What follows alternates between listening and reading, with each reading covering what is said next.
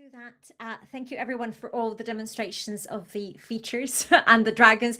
I am loving those what seem to be 4 dragons parked on the little steps. You don't get that in in-person events, so a joy to be here on all accounts. My name is Mariana Lopez. If we haven't met before, I'm an academic at the University of York. I specialize in historical soundscapes and acoustical heritage and the representation in video games. And I also work on sound design in relation to disability and accessibility. And I'm a sound designer myself. And today I have the pleasure of chairing a panel on communicating the medieval. And this panel will consider the problems, the problem of really of getting thoughts and information about medievalist worlds across to people playing the games. So what techniques can be used? What are the challenges of each of those techniques? And I'm sure many more insights that we're going to be, that our guests are going to be sharing today. And we have 3 wonderful guests, Yahweh Liu, Brian Baklu, and Jason Grinblat. I hope that you recognize your own names in those words. And they will each speak for a few minutes about their work and their connection to communicating the medieval. And then after that, the same that with other panels, we will just open it up to questions. So we have loads and loads of times for questions. So do make note of them so that you're ready to go. And that will make my life easier because then I don't have to come up with loads of other questions. So that's great. And speakers can ask each other questions as well. So that's absolutely fine. What we'll do is as well is we'll introduce each speaker before they get started so that you know who you'll be hearing from. So we're going to start with Jason and Brian. And Jason is a creative head at Freehold Games and co-creator of Caves of Qud, a simulation-driven science fantasy video game set in the far future. His jumps include offbeat science fiction settings, emergent narrative, baroque prose, and the simulation of fictional histories. He has written and spoken extensively about each of these topics and how he brings them together in his design practice. Caves of Qud, I hope I'm saying that okay, won the 2025 Hugo Award for Best Game or Interactive Work and the Award for Excellence in Narrative at the 2025 Independent Games Festival, which is absolutely amazing. Congratulations. And Brian Baklu is a creative technologist and the co-founder of Freehold Games. You have kept your bio very, very brief, Brian. I'm very related to Jason's bio, so. Yahweh Liu is an associate professor at Yangtze University in Hubei, and her broad research interests include late antique history, the history of asceticism, the structures of historical texts and information, and historical game studies. So thank you so much, the 3 of you, for joining us today. And Brian, Jason, I believe you are going to start. Yeah, so I'll leave it to you. Yeah, I thought... Thanks for having us here. We're very excited to be here. We're kind of very flattered to be invited.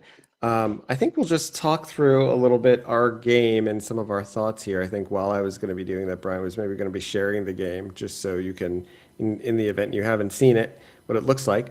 I'll just give a brief description of it, which is that it is it's kind of a lot of things, but one of the things it is what's called a roguelike game, and in particular, it's a traditional roguelike. So it's kind of using this suite of mutually reinforcing design patterns that have become kind of popular recently around, having your characters, when you die, you're kind of reset to the start.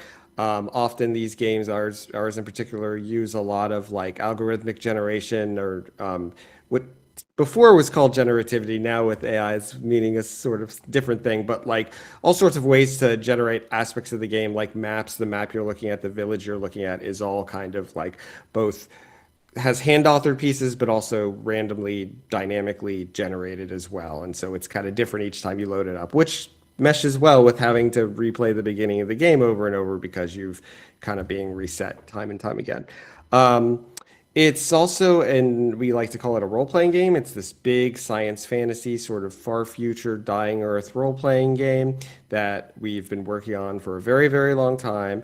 In fact, it's like at this point in 18, 19 years of development. It finally released in 2024 in our kind of 1.0 form. And a lot of that time has been just layering in more systems to the game. It's a very systems-driven game, but also more kind of this world building and place building that we like to do a lot, in fact, through writing. So as Brian's kind of looking around here, you see every object, every creature has a text description. We're really kind of borrowing from like the interactive fiction tradition and merging that with these low fidelity tile-based graphics. One thing that's maybe not super clear from just looking here is that we're also in a lot of ways a deep simulation. So back in 2006, we were playing a lot of Dwarf Fortress and really inspired by that game. And roguelikes already have a tradition of doing some amount of deeper simulation that their graphics belie.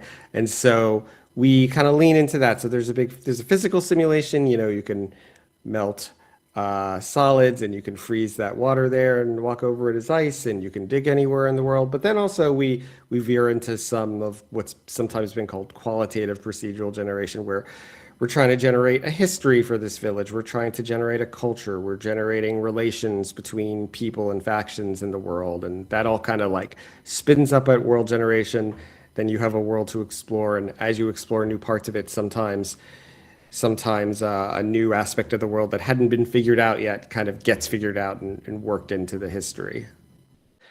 I think, so like I said, we're really happy to have been invited here today. We're not medievalists. We're not historians even. And so I think we're coming here kind of humbly and saying, well, in terms of communicating medievalism through information in a game context, I don't think we have specific thoughts on that, except that what we try to do is kind of think through our design practice, think through what we are doing with a game like this, which is, set in a far future, but in a sort of dying Earth setting. Our historical setting of our game is kind of a pastiche. There's some ancient world, there is some medieval in there, there's some, and then there's robots and laser guns as well, right? So kind of thinking through how we treat history in the game, and also our game is known for kind of transporting a player to another world and kind of pretty effectively being disorienting in that way, and not feeling like just a video game world, but something that you're just kind of grasping the surface of that is much deeper. So just to, Brandon and I talked about this, and just to hit on 2 points as a starting point for the conversation. One thing for us that came to mind was, when we're thinking through kind of evoking what it is like to be in a place or time or period, what started to become really important to us is kind of the rhythms, right? It could be it's the rhythms of daily life, but also just maybe the broader rhythms of life, because so much of life is lived through the sort of ritual of the everyday. And there are all sorts of rhythms and loops in our lives that kind of come to define the experience of being in the place we are, the time we are. And this is an interesting dovetail with games, because games are made out of loops, right? The game loop is something that gets thrown around a lot in design talk, but games are these little kind of play loops that get wrapped into these larger loops, and that's kind of how the play experience is constructed. And so, in our game, you're starting in a village like this. We have something called the water ritual, where if you walk up to another character, certain set of characters, like this named character who's the mayor, who's a sort of hyena person mayor of this town, you can say, your thirst is mine, my water is yours, and share water. And water in this world, just as a little background, is very precious because it's a kind of salt poisoned landscape, and fresh water takes on this certain meaning, and it functions as currency in the world. And so you're also just like, sharing your money in a way, but in a way to say like, well, I'm not, I'm okay with that because I love your company. And then that kind of unlocks a certain other set of mechanics that you can get into and bond with this creature. And in the course of gameplay, which is at its core, Caves of Qud is coming from this lineage of dungeon crawling roguelikes. Like we've kind of tried to make it more than that, but you are still, you're finding a new place, you're finding a new cave from the Caves of Qud.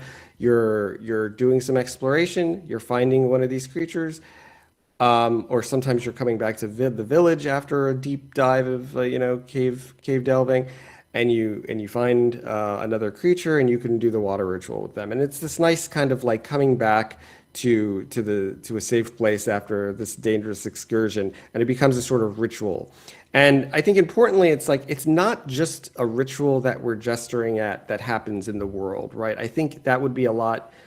I think the communication there would be a lot weaker. Rather, because loops and rituals are sort of first-class entities in games and in gameplay, it's really, all the mechanics of the game are motivating you to kind of go out to do this loop. You go to the dungeon, you come back, you do the water ritual, you meet a new creature, you do the water ritual. You're kind of rewarded for that because you gain reputation with their faction, and you get access to this other set of, conversation options.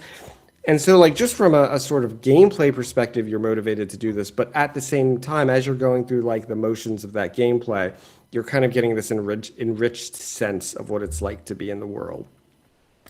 And I think ritual, in particular, is an important word for this type of game. So for roguelike games, like I said, traditionally they differ from a lot of the kind of direction that RPGs went, where you have a single character and you're making progress and you're saving, and then if the character gets killed, you load from that save point. We also have a version of that, but our version's a little different. But our core, like the way the game started, is that nope, if you lose your character, you're kind of coming back to zero. You're making a new character. Nothing about the world persists. There's no what is called meta progression. Nothing changes about your next run. Well, a lot changes about your next run, but nothing carries over from your last run, except your own experiences and memory and sort of skills at the game. And so the roguelike is really deeply a sort of ritualistic mode of play, because you're coming back. You're replaying a lot of the early game. You're seeing things from a new perspective. You're not necessarily just on this vertical path through a narrative or through a place in time.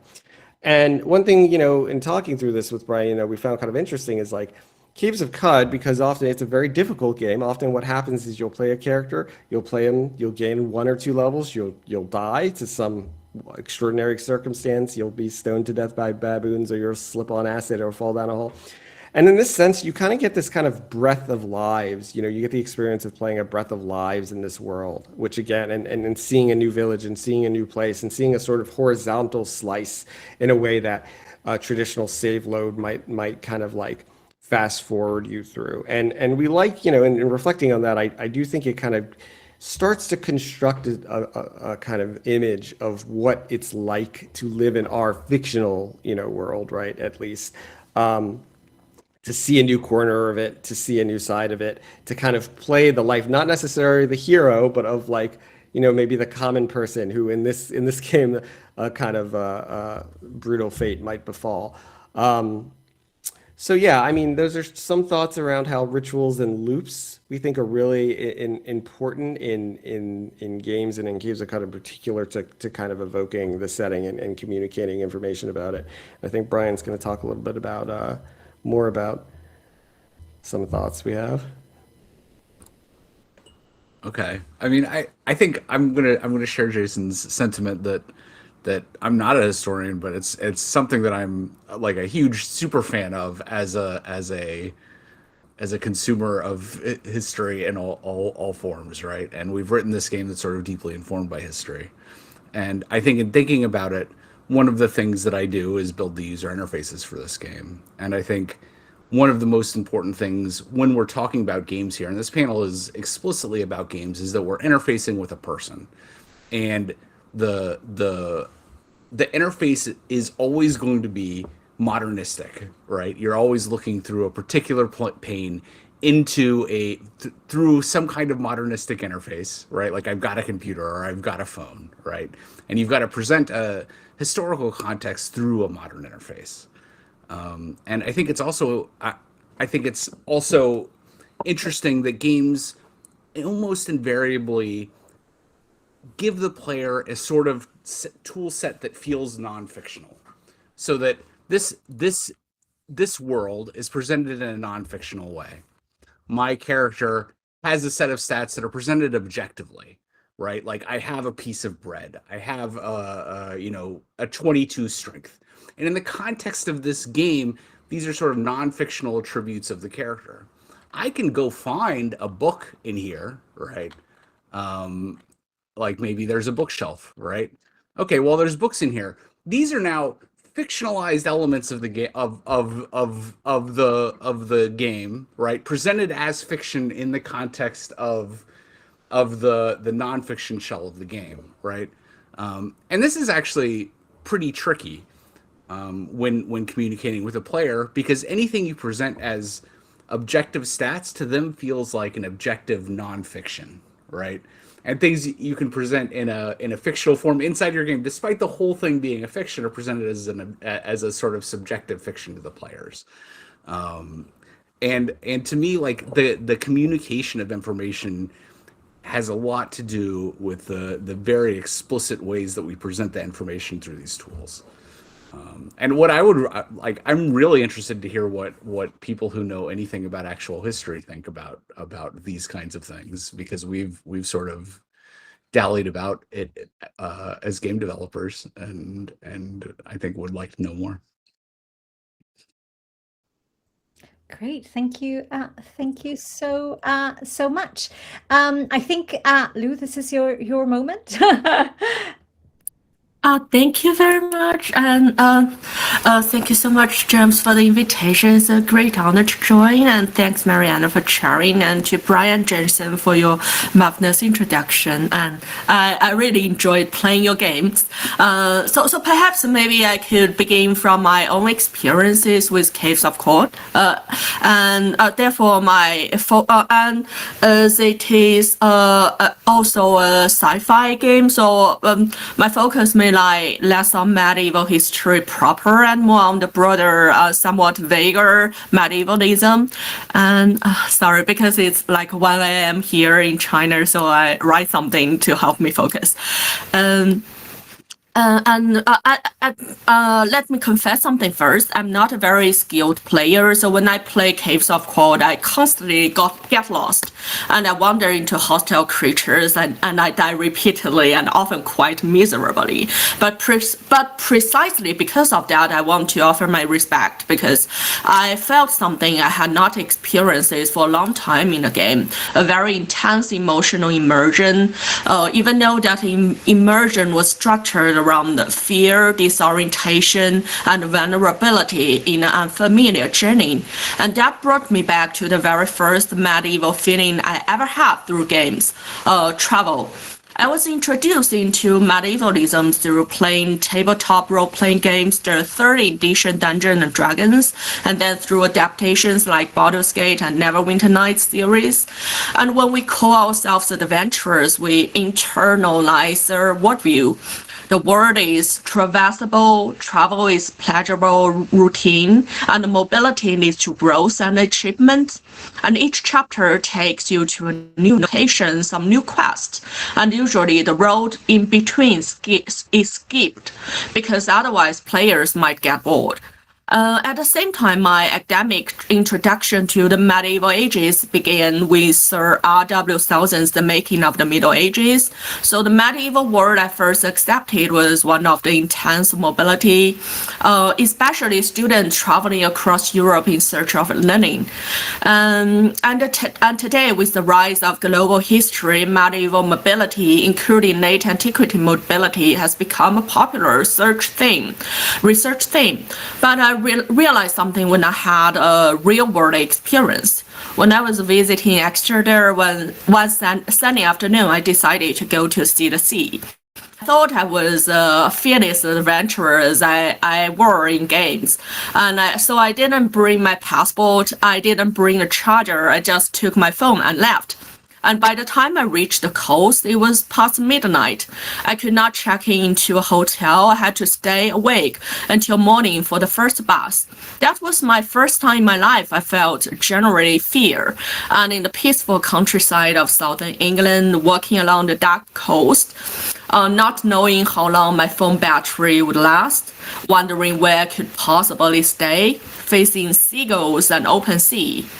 I felt that the vulnerability of a human body before darkness and unknown, and I suddenly understood something. Especially for women, easy and pleasurable travel is a modern condition.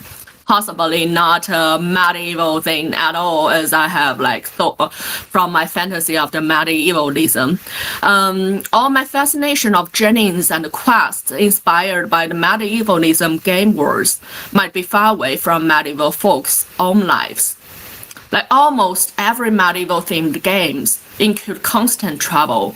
Of course, partly because of the picaresque literature tradition, but also because these are modern games about the Middle Ages designed for modern players who want easy imagination for mobility.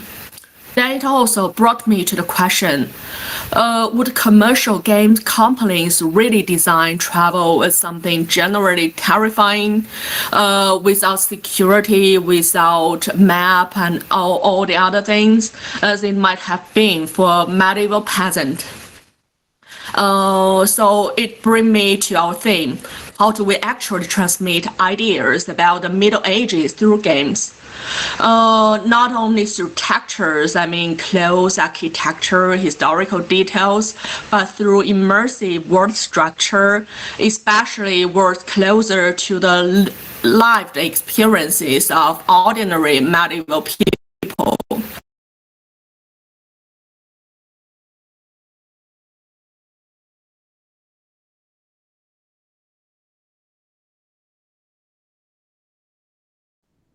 I have lost sound for a loop, but is it just me?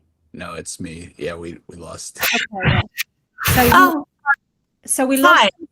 lost sound for a little bit. So we lost like 30 seconds, just so that you know. Lou, you're back. You're back now. You're okay. Oh, okay. Am I okay? Sorry. Okay, that's fine. I No have worries. to use the VPN. It's not very stable. That's okay. You can okay. rewind 30 seconds. Okay. So, how do we actually transmit ideas about the Middle Ages through games? Not just only through textures like clothing, architecture, historical details, but through immersive word structure, especially words closer to the lived experiences of ordinary medieval people. Perhaps we're asking something too much of a game. Even serious medieval scholarship does not fully escape the difficulty. Much of medieval studies frames its questions through modernity.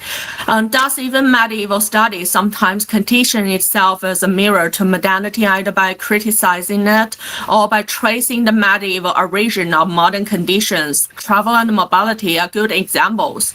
But perhaps games can sometimes do something different or even something better. At least in my experience with Caves of Qud, it was not primarily through narrative description, but through mechanics, through gameplay, through getting lost, lacking orientation, encountering sudden hostile beings. And through those mechanics, a modern player can momentarily experience what it might be to travel in the world without a GPS, reliable maps, without dense roads and lightning infrastructures, without the stabilizing framework of a unified national state and its legal order, a world marked instead by frontiers, ambiguities, and uncertain boundaries. So above all is my first thought, and as for my second thought, I would like to return briefly to the history of game studies as a field. Game studies emerged partly around the question like, are game texts? Are they narratives, or are they something fundamentally different? If they communicate meaning, is that meaning located in representation? In text, sounds, and images, or in gameplay itself?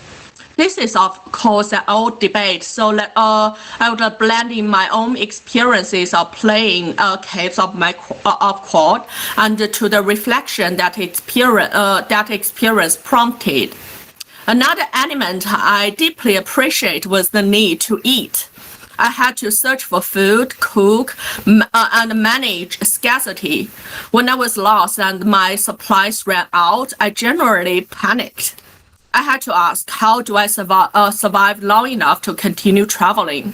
Food mechanics are common in game today, but if we turn to academic historical research and writing, we may realize that sustained attention to food is not always self-evident. To take these quiet everyday mechanics seriously and to situate them within a longer historiographical trajectory might offer rather interesting perspectives. Like, when did historians begin to treat historical actors as embodied beings who must eat, sleep, and whose bodily states affect major historical events?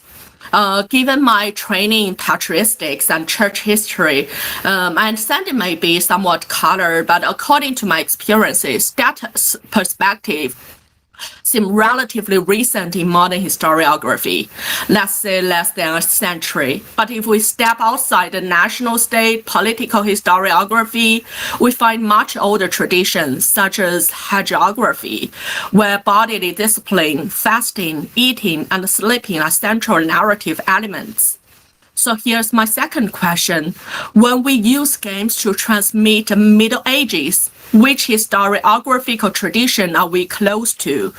The big political events with the big names, or the people with their bodies?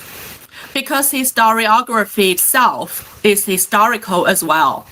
And my third thought connects to something mentioned in the panel description, from bestiary to background sound to item description, as well as in Cave of Qud, world building happens intensely through item description and other descriptions. This reminds me of Espen Aaset's classical game ontology point. Digital game is not a new medium, but a combination of many media. Does it mean there could be several forms of historical representation altogether in just one game? For example, in Cave of Qud, we see chronicle-like structures in item and creature descriptions, something like natural history. And if natural history could be considered history, then we could see that in one digital game. We could use several historiographical forms altogether, but before digital game, different historiographical forms often could not coexist within one codex, within one printed book. Sometimes they could not even exist within one era. But many games allow multiple historical modes to coexist simultaneously. For example, chronicles, natural history, myths, simulations, and so on, all together in just one game. So what does this compression or anachronistic coexistence mean? And I'm also pondering, how can our contemporary analytical, non-narrative historical scholarship be absorbed in games? Or might it be more difficult compared to elder historiographical forms? And my fourth thought comes from my recent browsing of the history of game study to understand where do we historians get into the scene, and why this field wasn't shaped by historians but scholars from other disciplines with their mother disciplines question and theories. For example, games history was at the beginning largely established by scholars coming out of literature studies who are asking what kind of literary genre are games, what kind of textual genre do they belong to, and how should we understand authorship in games? How should we think about readership and readerly agency? These are, of course, entirely legitimate questions within literature studies, but with historians rarely ask, how many genres does historical writing actually take? Which genres are better suited to which things?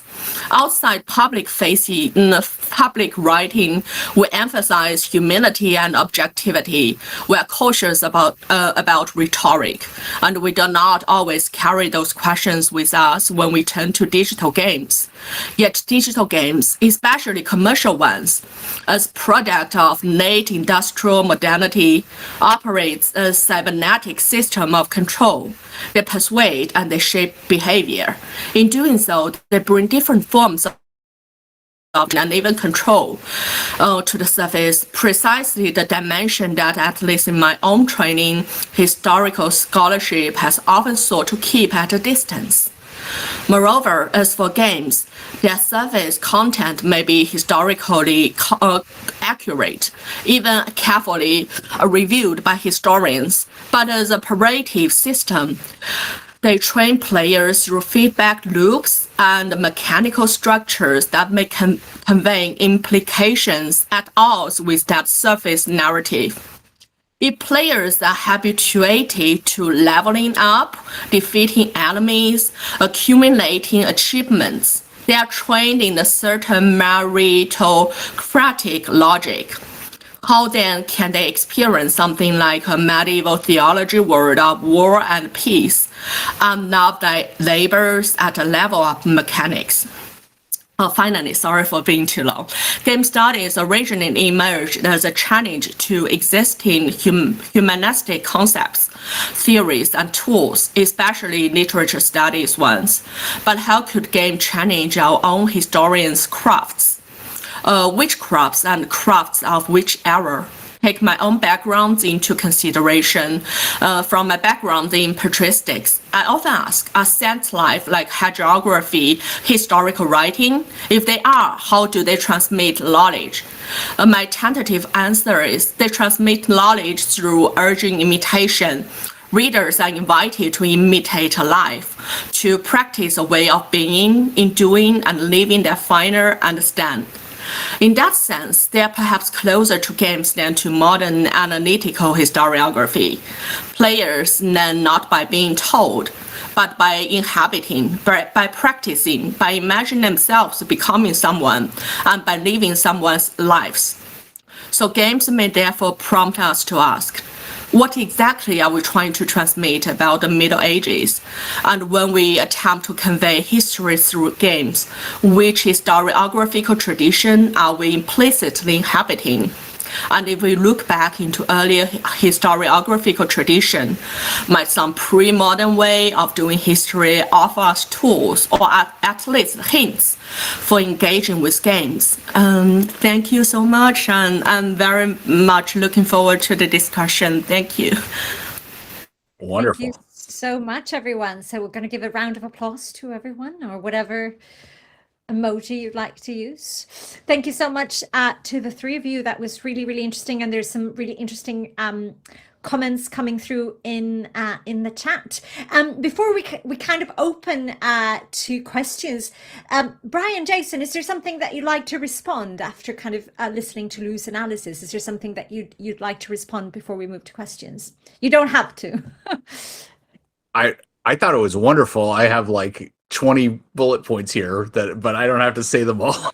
Right, we can get a discussion, I can bring them up, but I thought it was a really thoughtful analysis of the relationship of Qud to history. So thank you for that.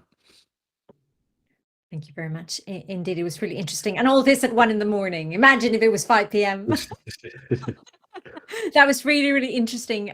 Thank you very much. So a few things that came up, and there has been quite a lot of comments in the chat, which is open to everyone to have a look. So there has been kind of themes of non-linear time coming up. It's really interesting that aspects of ecological damage came up, because this was quite a prominent discussion in yesterday's panel, where we talked about how soundscapes might change in games to reflect changes in the environment, but also there was a very expansive discussion about, for example, changing how forests are depicted in games. But also there was some really interesting reflections there about kind of traveling. What does it mean to travel without all those things that we imagine ourselves having access to?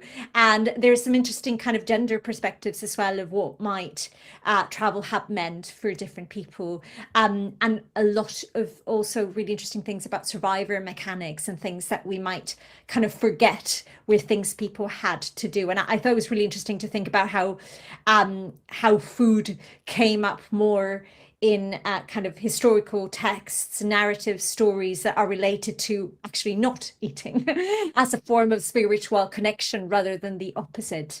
And you know, how do we actually kind kind of portray, reflect, simulate, whatever the word is, kind of that suffering and struggle? And is that, you know, is that something playable and something that players want? So loads of themes to pick up there. Does anybody, I mean, we have loads of comments in the chat, but does anybody want to kind of come forward and tell us their question? Juan is moving around the room, I think.